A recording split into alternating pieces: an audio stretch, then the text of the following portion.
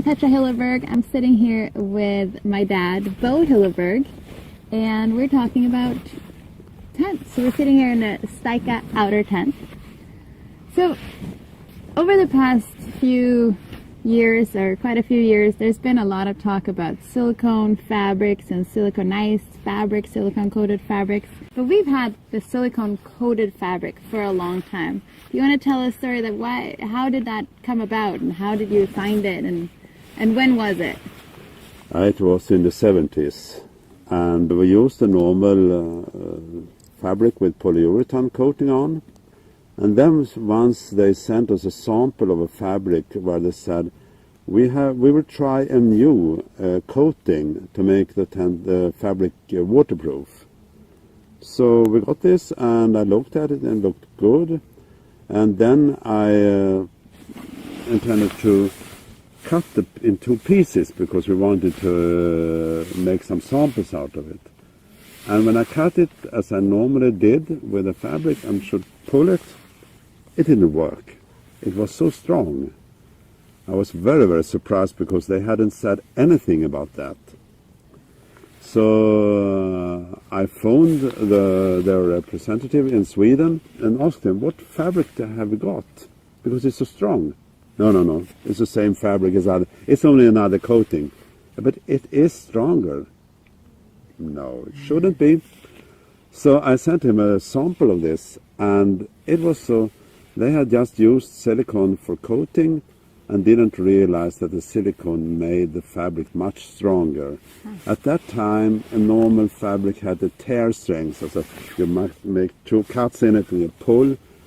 A normal tear strength was about 2 kilo, and this one we had got, it was 8-9 kilo. It was about 4 times so strong. And they were so surprised as I was. But of course I got very, very interested in this fabric.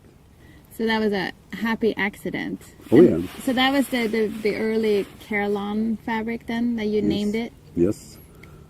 And we went on using this, and by the time it got better and better, and for many years we were nearly the only who used this type of fabric. But it's an expensive fabric, and it's more difficult to coat a fabric with silicone than with, for example, with polyurethane. Right.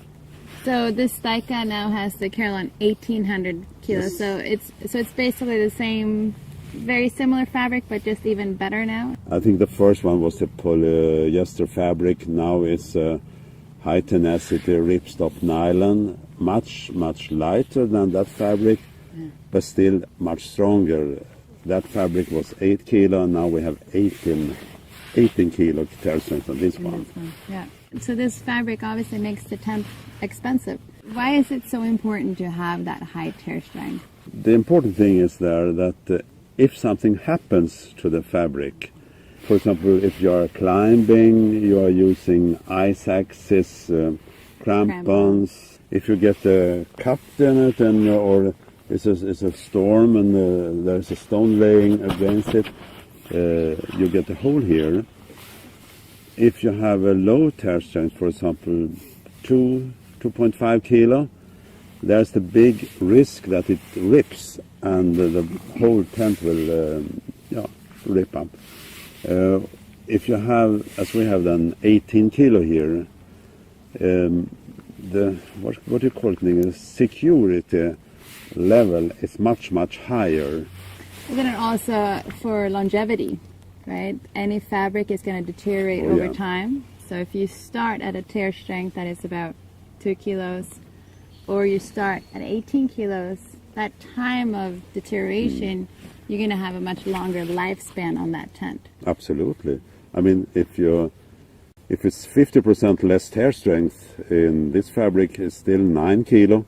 Yeah. If it's on a normal fabric where you started with 2 kilo, it's 1, and that's as nearly the tear strength of a good magazine paper. Yeah.